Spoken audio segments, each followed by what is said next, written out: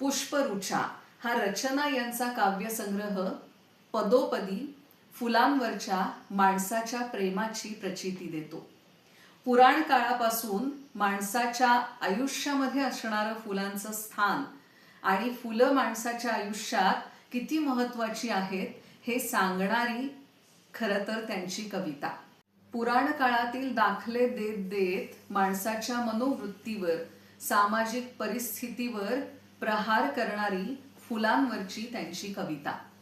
प्राजक्ताच्या फुलापासून धोत्र्याच्या फुलापर्यंत, त्याचबरोबरीनं कमळापासून ते बाभळीच्या फुलापर्यंत असे फुलांचे विविधांगी पदर, विविधांगी रूप त्यांनी आपल्या कवितांच्या माध्यमातून मांडलेली आहेत. पण हे सगळं लिहित असताना माणूस, माणसाच्या संकल्पना, माणसाच्या मनोवृत्ती आणि फुलांच्या रूपानं माणसाने कधीतरी आत्मपरीक्षण केलं पाहिजे याची जाणीव करून देणाऱ्या त्यांच्या पुष्परुचा या काव्यसंग्रहातील कविता आपल्याला मोहित करतात. रचना या कवयित्री खरं तर कादंबरी, कथा, कविता, अनुवाद आणि समीक्षा या प्रांतामध्ये वावरत आहेत. त्यांची 10 पुस्तके प्रकाशित आहेत. त्यांच्या पहिल्या ग्रामीण कादंबरीला म्हणजेच एका वाडीची गोष्ट या ग्रामीण कादंबरीला महाराष्ट्र शासनाचा श्री ना. पेंडसे पुरस्कार मिळालेला होता. विविध राज्यांमध्ये साहित्यिक म्हणून त्यांना निमंत्रित केलं जातं. एप्रिल महिन्यात होणाऱ्या रोमानिया या देशातील आंतरराष्ट्रीय काव्य महोत्सवामध्ये त्यांची निवड करण्यात आलेली आहे.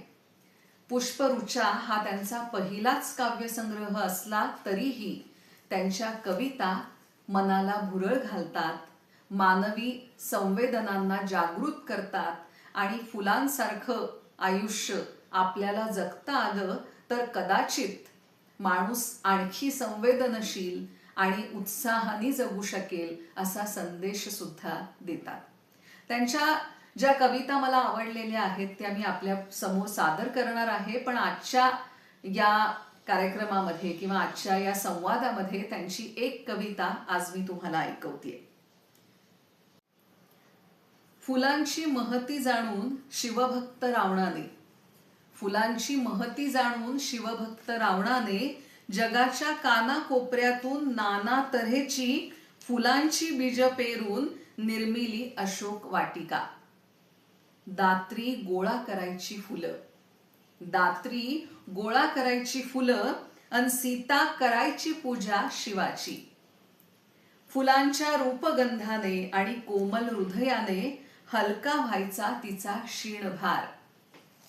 अशोकवनात सीता दिवसभर बोलायची फुलांशी, अशोकवनात सीता दिवसभर बोलायची फुलांशी, पण कधीच माळला नाही तिने गजरा केसात.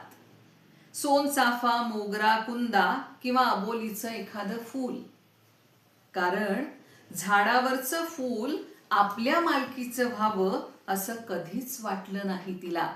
कारण झाडावरचं फूल आपल्या मालकीचं व्हावं असं कधीच वाटलं नाही तिला.